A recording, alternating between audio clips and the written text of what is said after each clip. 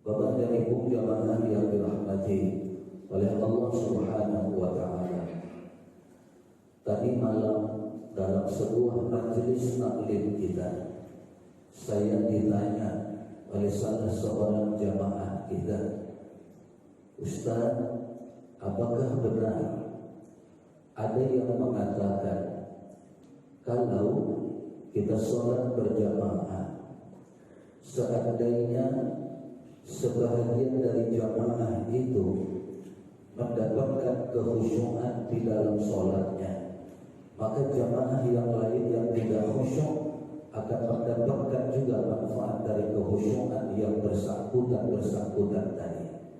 Dan sebaliknya, kalau katanya lebih banyak nanti dari jamaah itu justru yang tidak khusyuk, itu bisa mempengaruhi yang lain, sehingga yang lain pun akan merasakan ketidakkhusyuan tersebut. Ini ditanyakan oleh jamaah kita tadi malam. Kemudian ada yang bertanya, apa sebenarnya hukum khusyuk di dalam sholat itu? Maka sebelum saya menyampaikan jawaban dari pertanyaan tadi, dua pertanyaan tersebut, saya lebih dahulu pada subuh yang berbahagia ini, sudah terlalu banyak jamaah yang meminta kepada saya agar materi yang selama ini disampaikan dibantu untuk dituliskan, karena kadang-kadang yang dapat ketika di majelis sampai di rumah tidak bisa diulang. Jadi belasan puluhan jamaah yang meminta seperti itu. Selain juga saya katakan, saya tidak punya waktu kadang-kadang untuk menuliskan materi-materi yang saya sampaikan tersebut. Sementara kalau kitab yang menjadi pegangan kita itu mau saya berikan atau saya syaratkan kita untuk membelinya, maka nanti tidak banyak juga manfaatnya, karena kemampuan jamaah, mayoritas kemampuan jamaah tidak bisa, jangankan menerjemahnya, membacanya saja tidak memiliki kemampuan. Kemudian saya ingat sekali Bapak Ustaz Ruslan dan Bapak Haji Sihono itu meminta kepada saya, memang kalau bisa kita fokus kepada satu kitab. Nah, karena selama ini kita bicara fikihnya, kita berdoa kepada kitab Sabilul Muhtadin, kita berdoa kepada kitab Fathul Mu'in, tapi namanya fikih, tidak bicara soal tauhid.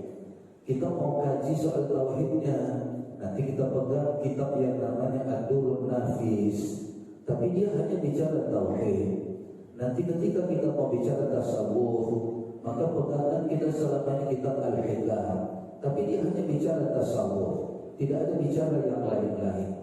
Yang komplit, membahas sholat itu ada unsur tauhidnya, ada unsur tasawufnya, ada unsur fikihnya, ada unsur tafsirnya, ada unsur hadisnya. Memang saya bilang kitabnya ada, tapi belum ada terjemahnya.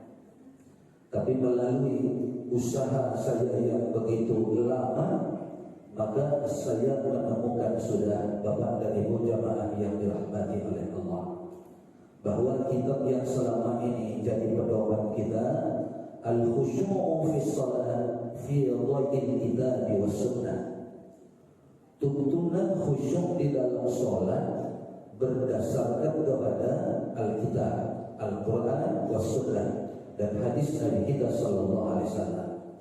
Kitab ini sekarang sudah diterjemah.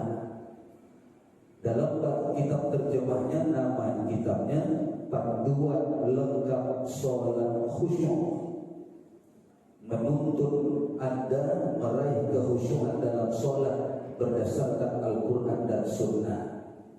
Saya sudah teliti isinya. Dari awal sampai akhir ini sejalan dengan apa yang selama ini menjadi topik pembahasan kita, dan saya lihat baru tidak lebih hampir setengah dari kitab ini yang sudah menjadi pembahasan kita. Cuma karena ini saya dapatkan melalui pembelian secara online, maka harganya agak lumayan karena bertambah dengan ongkir ya. The best seller lebih kurang 550 halaman. Maka Bapak dan Ibu silakan dicari sendiri kalau mau dibeli. Tapi kalau tidak, saya siap membantunya. Ini saya beli dengan ongkirnya 224.000. Membacanya saja sudah nikmat. Sama seperti selama ini Bapak dan Ibu mendengarnya saja, wah sudah luar biasa. Ini pun begitu, membacanya saja sudah nikmat. Apalagi kalau itu sampai melekat, meresap di hati kita, maka luar biasa. Jadi yang selama ini kita gunakan itu semua ada di sini, lengkap dengan dalil-dalilnya. Tentang kekhusyuan itu dibahas, mulai dari pengertiannya dengan dalilnya, hukumnya dengan dalilnya, termasuk nanti pertanyaan jamaah Nabi, kita jawab nanti apa hukumnya lewat kitab ini dengan dalilnya. Tidak sampai sebulan lagi kita akan masuk kepada Ramadan, untuk menjadi bahan bacaan kita di bulan Ramadan. Selain membaca Al-Quran, membaca kitab ini tentu jauh, karena isi kandungan Al-Quran yang kita baca bukan Al-Qurannya lagi, tapi isi kandungan Al-Quran, dan akan nanti berpengaruh kepada sholat yang kita lakukan selama ini. Maka saya persilakan dicari, boleh dicari sendiri. Ini judul kitab apa aslinya, Al-Khusyu' fi Shalah fi Dhawil Kitab was Sunnah, yang ditulis oleh Dr. Sa'id Al-Qahtani. Diterjemahkan sudah di dalam bahasa Indonesia dengan judul Panduan Lengkap Sholat Khusyuk. Tapi awas, beberapa judul saya lihat hampir mirip sama, Panduan Lengkap Sholat Khusyuk. Tapi beberapa yang saya lihat itu tidak sejalan, ya, tidak sesuai nanti, atau tidak seperti yang kita inginkan. Tapi kalau tadi ada yang memang ingin kita bantu, kita koordinir, bila perlu bahkan semua majelis taklim kita, nanti kita sarankan, kita anjurkan untuk lebih mengejar lagi dari yang selama ini sudah kita berikan. Ada lagi bahan bacaan. Jadi insya Allah kekhusyuan itu insya Allah akan ada dalam sholat yang kita lakukan. Maka terserah nanti ini Pak Haji Adib, mohon bantuan, mohon pertolongan. Kalau ada jamaah yang ingin kita bantu mendapatkan kitab ini, maka kita akan siap untuk membantunya, kita akan siap untuk menolongnya. Bahkan seberapa banyak pun insya Allah ya, ini ada. Dan ini sekali lagi yang saya jamin, saya rekomendasikan untuk kita miliki. Karena selama ini inilah kitab yang menjadi pedoman kita, pegangan kita, panduan kita, yang merangkum semua tadi. Merangkum, ada fikihnya, merangkum bahkan fikihnya dengan dalil-dalil yang luar biasa. Banyak selama ini yang saya sendiri kesulitan mencari dalil-dalilnya, ternyata di dalam kitab ini ada. Kemudian mengandung makna tasawuf ada di dalamnya, tafsirnya juga ada di dalamnya, lengkap dengan kutipan-kutipannya, catatan-catatan kakinya, itu bisa kita cari, bisa kita temukan. Maka dirangkum semua di sini dengan judul terjemahnya Panduan Lengkap Sholat Khusyuk. Tadi kitab Arabnya Al-Khusyu' fi Shalah fi dhil kitab wa sunnah. Jamaah semua nanti memiliki ini, jamaah semua nanti dapat memperdomani ini. Baik Bapak dan Ibu jamaah yang dirahmati oleh Allah Subhanahu wa taala, tadi saya sebutkan, tadi malam saya ditanya oleh jamaah tadi, kalau dalam berjamaah kita kemudian ada sebahagian yang khusyuk, misalnya katakan imamnya khusyuk atau beberapa orang misalnya khusyuk, maka kekhusyukan itu akan berpengaruh kepada jamaah yang lain. Atau sebaliknya, kalau imamnya tidak khusyuk, sebahagian besar jamaahnya tidak khusyuk, maka itu bisa mempengaruhi jamaah yang lain menjadi tidak khusyuk pula dia. Maka ketika menjawabnya, saya katakan, ketika Bapak mendengar itu disampaikan, adakah kutipannya menjadi dalilnya dari Al-Quran yang mengatakan seperti itu? Kata dia, dari Quran tidak, Ustaz.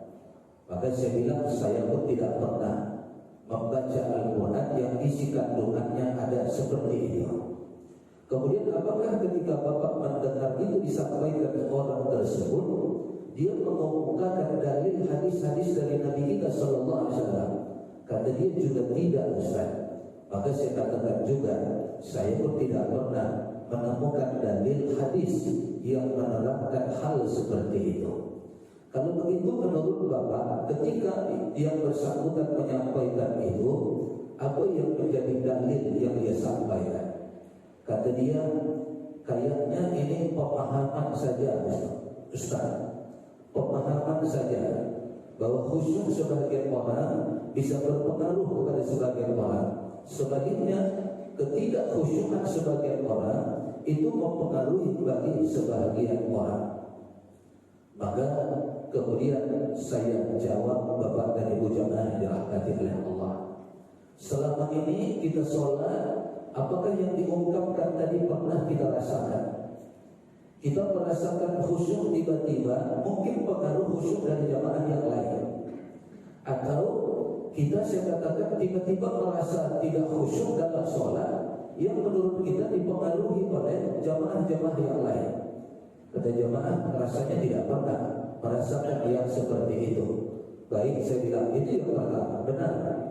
Kemudian yang kedua saya katakan, bagaimana kita tahu ketika kita datang ke masjid, imam kita itu khusyuk? Bagaimana kita tahu ketika kita ke masjid, orang-orang itu sebagian adalah orang-orang yang khusyuk, yang sebagian adalah tidak? Ada yang pernah tahu? Saya bilang, oh tidak tahu kita, Ustaz. Bahkan imam kita khusyuk atau tidak khusyuk kita tidak tahu. Makmum yang lain khusyuk atau tidak khusyuk kita tidak tahu. Nah kalau itu bisa kita beraba-raba kita ke masjid, ini orang yang datang orang yang khusyuk atau tidak. Memang kita tidak akan tahu itu, saya bilang. Nah kemudian yang terakhir saya bilang, apakah kira-kira kita ini tergolong orang yang tidak khusyuk, lalu sholat ke masjid bertemu dengan orang yang mungkin saja sebagian yang sholat di masjid itu orang yang khusyuk, apakah kekhusyukan itu tiba-tiba datang sama kita? Kayaknya tidak juga, Ustaz. Saya bilang betul, karena khusyuk itu bukan pengaruh, tapi khusyuk itu adalah sebuah ilmu. Khusyuk itu sebuah ilmu yang dimiliki oleh seseorang. Walaupun dia sholat di belakang, katakanlah di dekat, bahkan bersebelahan sama orang yang khusyuk, ini bisa antara siang dengan malam perbedaan kekhusyukan mereka. Hati mereka dalam sholat itu bisa berbeda antara siang dengan malam. Kenapa? Karena ilmu itu tidak saling mempengaruhi. Yang sudah dapat ilmunya, dia bisa khusyuk. Walaupun sebahagiannya mungkin tidak khusyuk, maka dia tidak terganggu dengan itu. Yang belum memiliki ilmu tentang kekhusyukan itu, maka dia tetap akan selamanya tidak akan khusyuk sebelum memiliki ilmunya, walaupun dia sholat di dekat orang-orang yang khusyuk.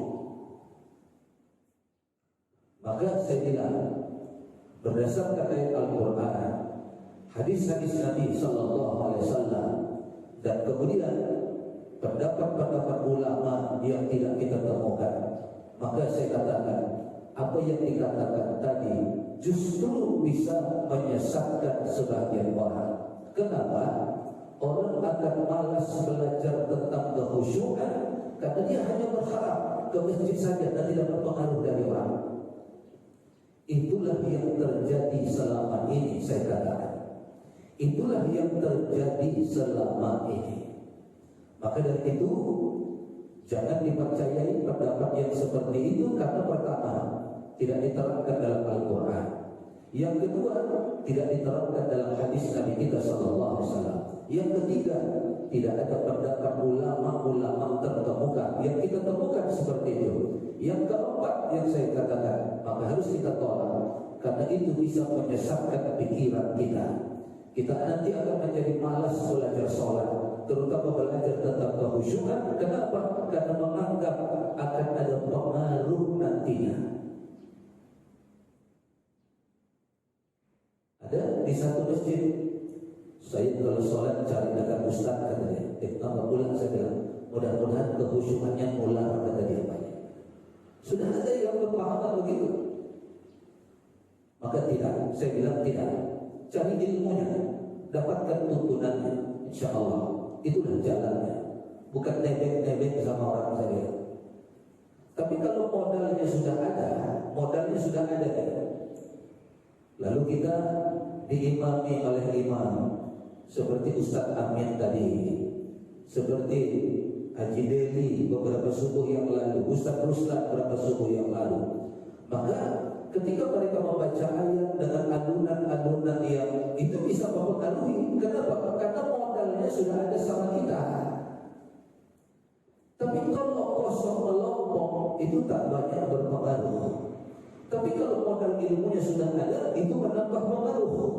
Semakin rasanya, semakin rindu rasanya kepada Allah. Semakin rindu tadi.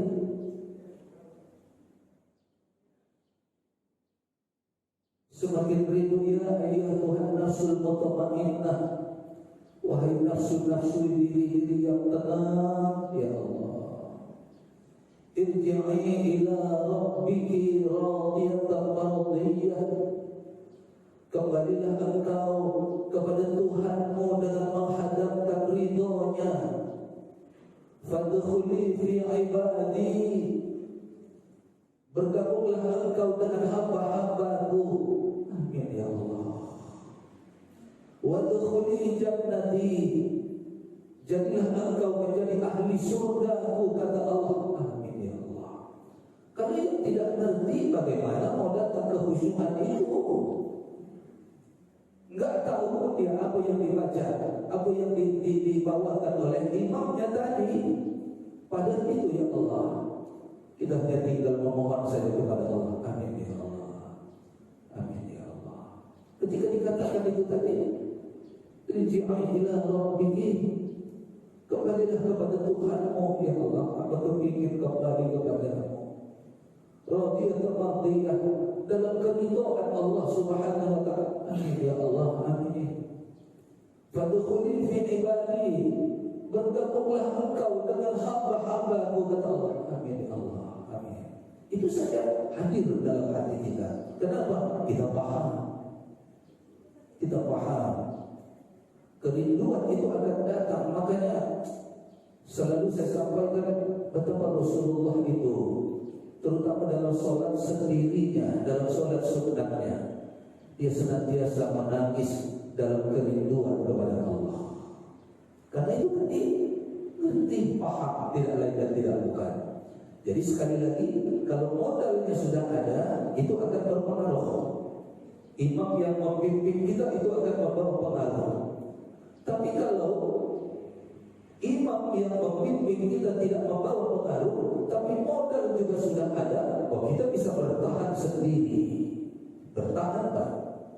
Tapi kalau memang tidak ada, ketika dalam kesendiriannya dia akan ngerayau ke mana-mana.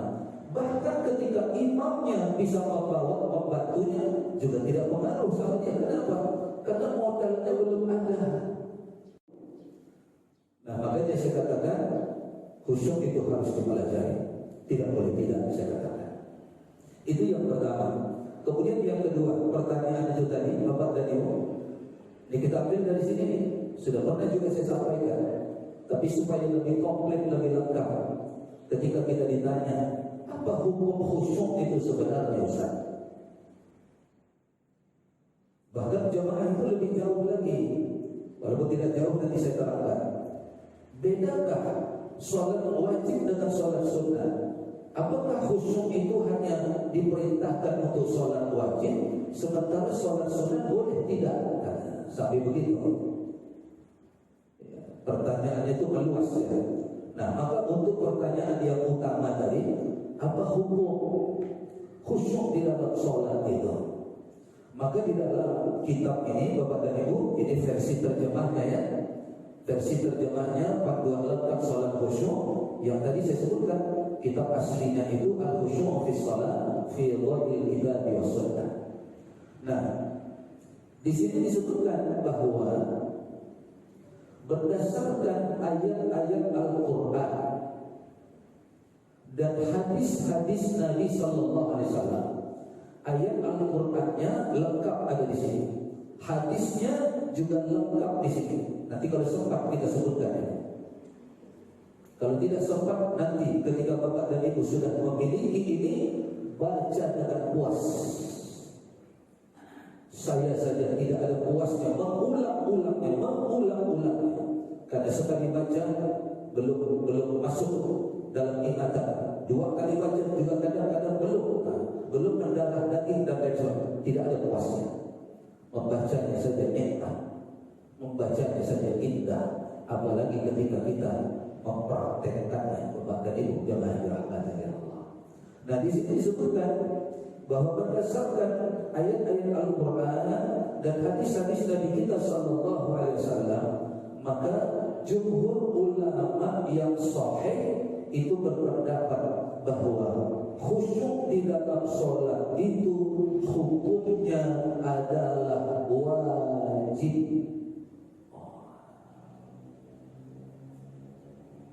Ini enggak pernah kita dengar ya. Apalagi guru-guru kita yang lama bahas-bahas ini sudah enggak ada. Tuan Syekh Abdul Rani sudah tidak ada.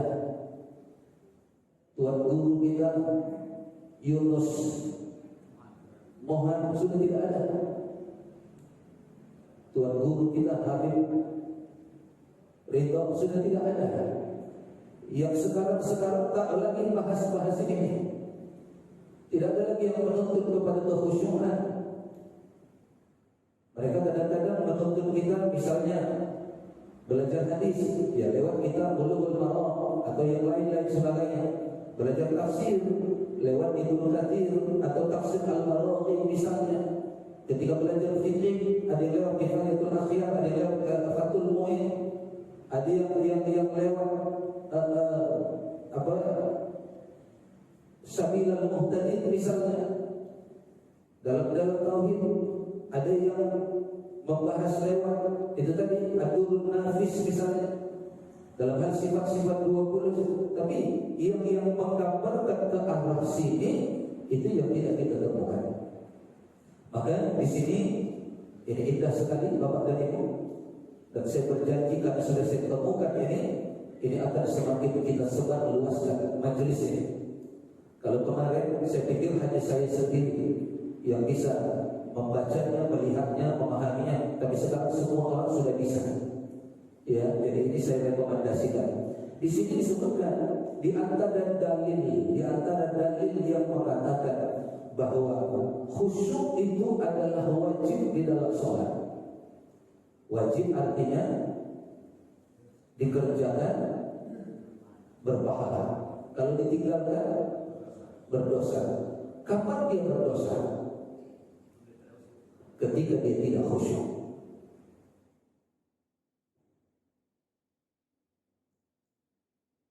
Berarti kalau menemukan ketidakkhusyukan, berdosalah dia. Nah, dalil yang pertama ini sudah pernah saya sebutkan. Dalil yang pertama dalam surah Al-Mu'minun. Di sana disebutkan qad aflahal mu'minun.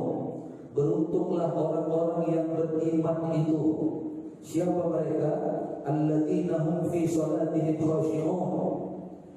Mereka itu adalah orang-orang yang di dalam salatnya sudah mendapatkan kekhusyuan. Yang sudah dapat kekhusyuan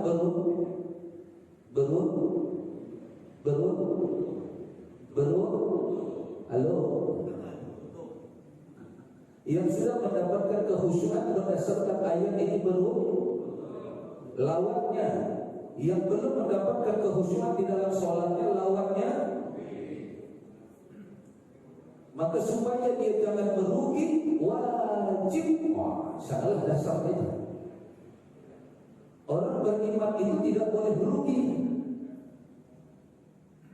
Dia harus beruntung, maka mengejar keberuntungan itu menjadi wajib. Meninggalkan kerugian itu menjadi wajib. Maka dari tadi khusyuk itu berarti wajib agar dia beruntung. Meninggalkannya dia menjadi berdosa. Kenapa? Karena dia akan merugi, berdosa. Maka jangan merugi, jadilah orang yang beruntung. Kemudian di ayat ini juga dilanjutkan, ditutup dengan disebutkan ulaika humul warithun alladzina yarithunal firdaus hum fiha khalidun. Ulaika, mereka itu orang yang beriman tadi, humul warithun, adalah para ahli waris. Ahli waris apa? Alladzina hum yarithunal firdaus. Mereka menjadi ahli waris surga Firdaus. Hum fiha khalidun. Mereka kekal di dalamnya. Siapa ahli waris yang akan mewarisi surga Firdaus? Orang yang di dalam sholatnya khusyuk. Berarti apa? Orang yang tidak khusyuk tidak akan menjadi pewaris surga Firdaus.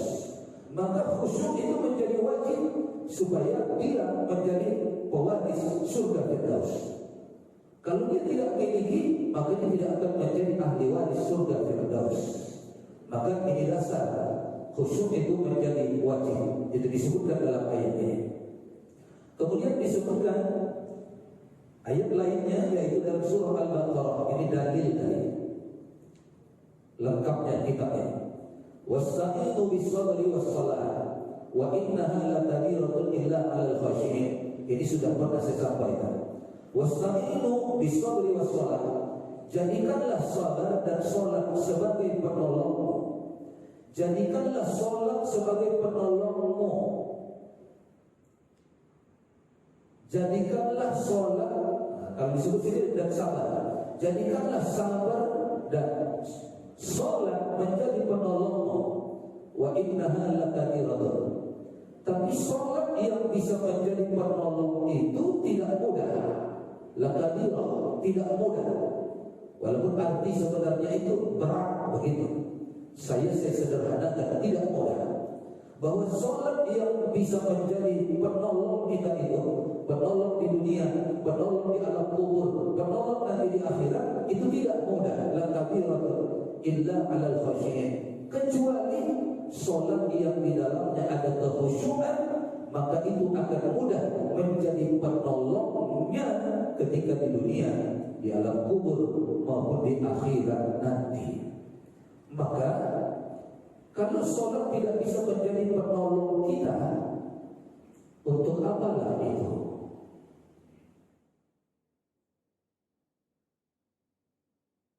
Maka salat yang bisa menjadi penolong bagi kita itu adalah salat yang di dalamnya ada kekhusyuan. Berarti apa? Khusyuk itu wajib supaya kita bisa ditolongnya. Karena kalau kita anggap mubah saja, boleh saja, atau kita anggap sunnah, mau khusyuk ya syukur, enggak syukur, enggak khusyuk ya enggak apa-apa. Apa pula enggak apa-apa? Salatnya tidak akan bisa menjadi penolongnya. Berarti rugi besarlah dia. Kalau dia rugi besar,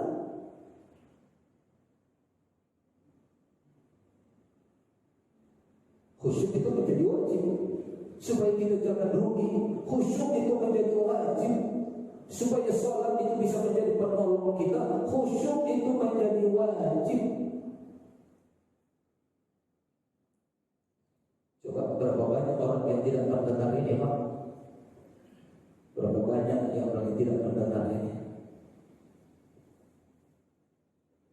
Keadaan tadi ya, saya tidak berlebih-lebih ya, karena saya rasakan pribadi. Tadi kita diimami Ustaz Amin, lain waktu diimami oleh imam kita yang lain. Tadi mulai masuk masjid, saya jujur saja nih, kumandang azan subuh tadi, ya Allah, pengaruhnya besar sekali. Pengaruhnya besar. Maka Nabi SAW itu seumur hidupnya muadzinnya cuma dua, Bilal bin Rabah sama Amr bin Umi Maktum. Yang lain tidak. Apa mereka gak pandai azan? Oh, pandai semua. Apa mereka gak bisa bahasa Arab? Gak fasih semua. Tapi kenapa azan yang menggoncang jiwa Rasulullah cuma dua orang itu? Maka mengangkat muadzin itu kadang-kadang jangan sembarangan. Bukan menyejukkan hati, malah membuat hati bergemuruh dengannya. Apa lagi yang azan kayak gini? Parah betul. Bukan membantu, mempengaruhi datangnya ketenangan dan kehusyuan malah. Jadi jujur tadi azan subuh kita, sholat subuh kita tadi, ya Allah. Tapi itu tadi bagi orang yang sudah ada modal bisa mengundang kehusyuan itu akan membantu, Bapak. Itu akan membantu. Pertanyaan jemaah yang pertama tadi. Tapi kalau tidak ada modal, kayaknya yang azannya siapapun gak pengaruh sama dia, mau imamnya siapapun gak pengaruh sama dia. Kenapa? Karena sholatnya sendiri tidak bawa pengaruh sama dia. Itu yang jangan sampai. Nah, jadi ini dalil yang kedua sebagai hujjah bahwa khusyuk itu hukumnya adalah wajib. Kalau tidak, maka sholat yang tidak ada khusyuknya itu akan mendatangkan kerugian, karena tidak akan bisa menolong yang bersangkutan baik di dunia ini maupun di akhirat nanti. Ini dua ayat menjadi dalil, ya, menjadi dalil. Nah, kemudian di antara hadisnya, sudah masuk waktu isyraq kita, saya pernah menyampaikan dulu Nabi SAW menyebutkan dalam hadis, ada orang yang dapat 1/10 dari sholatnya, ada orang yang dapat 1/9-nya, ada orang yang dapat 1/8-nya, ada orang yang mendapat 1/7-nya, ada orang yang mendapat 0 dari sholatnya. Hadisnya pernah saya bacakan, pernah saya sampaikan. Nah, di sini disebutkan juga hadis itu, Bapak dan Ibu jemaah yang dirahmati oleh Allah. Disebutkan hadis itu, ini menandakan orang yang ada kehusyukan di dalam sholatnya, maka persentase yang akan dia dapatkan sebagai balasan pahala dari Allah akan semakin tinggi. Kalau rendah persentasenya, maka balasannya semakin rendah, semakin menurun. Bahkan yang tidak ada sama sekali kehusyukannya, maka 0% lah yang dia dapatkan. Maka dengan hadis ini, para ulama sepakat jumhur mengatakan wajib supaya persentasenya ada, bahkan kita berusaha kepada persentase puncaknya, jangan sampai cenderung kepada persentase yang merendah, apalagi kalau sampai 0%. Untuk sholat 0% itu tidak bagus, tapi kalau untuk rumah 0% itu bagus. Jangan samakan ngambil rumah 0% dengan sholat yang 0%. Sholat yang 0% berarti itu tidak ada apa-apanya. Nah, kemudian saya ingat ini juga pernah saya sampaikan, tapi ini semakin menguatkan kita bahwa disebutkan di sini ada sebuah hadis yang bersumber dari sahabat Abu Dzar. Di sini dalam tanda kutip diriwayatkan oleh Imam Abu Dawud, ya. Kemudian diriwayatkan oleh Imam Nasai dalam kitabnya As-Sahwu. Kemudian diriwayatkan oleh Imam di dalam kitab Al-Kubra Imam Ahmad, dalam kitab Musnadnya Imam Khuzaimah, dalam Imam Al-Hakim, Imam Al-Baihaqi dan lain-lain sebagainya. Dan disebutkannya dengan lengkap. Itu jadi referensi yang baik sama kita. Itu penjaminan untuk menguatkan keyakinan kita.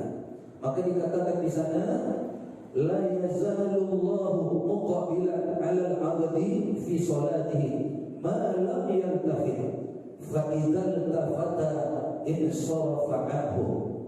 La yazalullahu muqabilan 'alal 'abdi fi salatihi. Allah senantiasa menghadap kepada hambanya yang menghadapkan dirinya kepadanya di dalam sholatnya.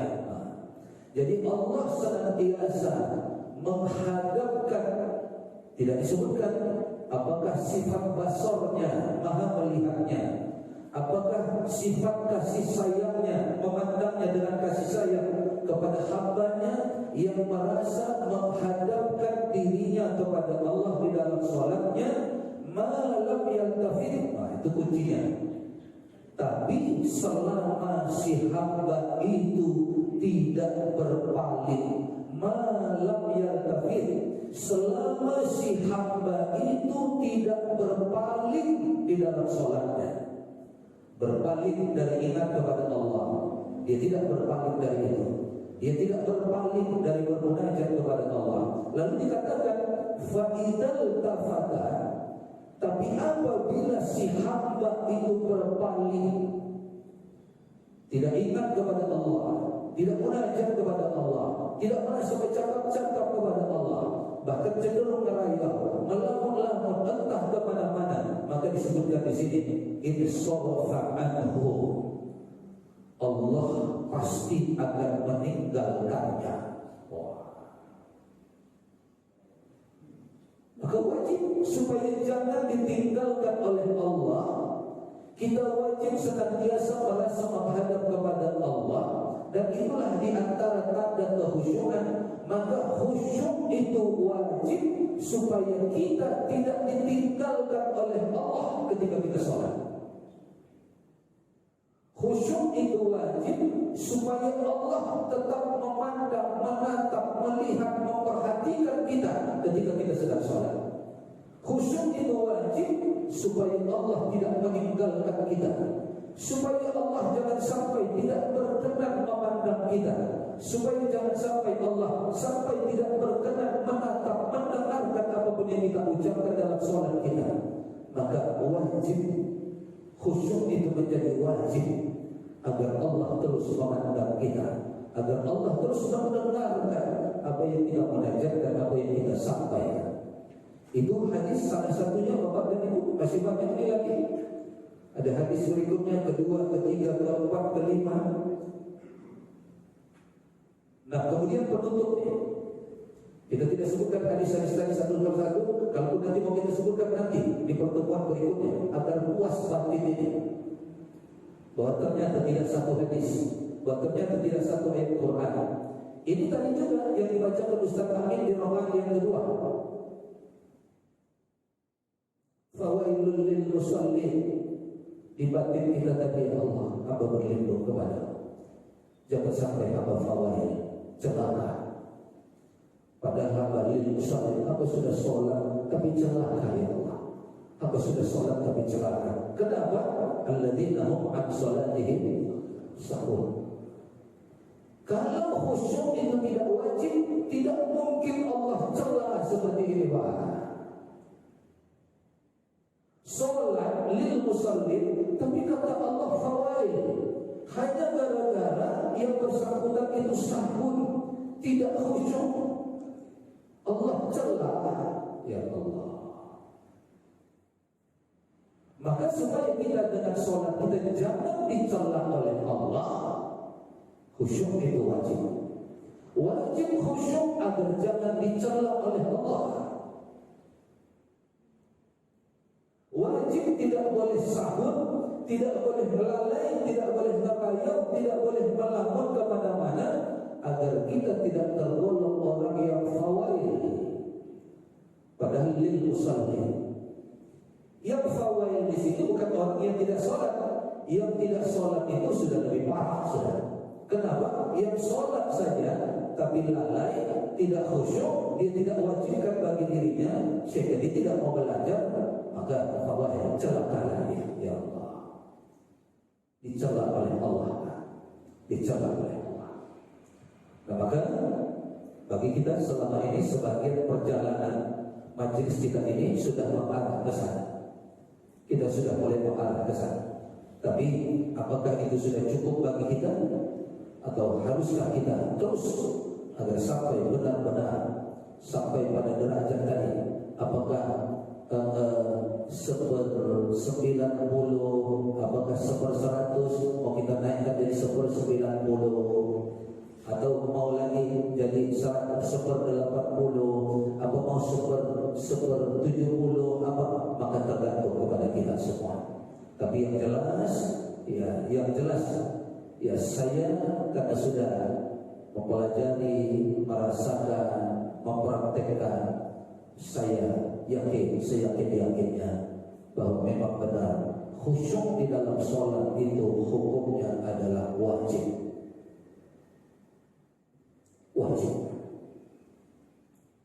Dari sudut manapun nanti kita pandang. Nah, maka dari itu Bapak dan Ibu, ini baru tiga halaman, 3 ayat Al-Quran, 1 hadis Nabi kita, 2 hadis Nabi kita Sallallahu Alaihi Wasallam kita sebutkan.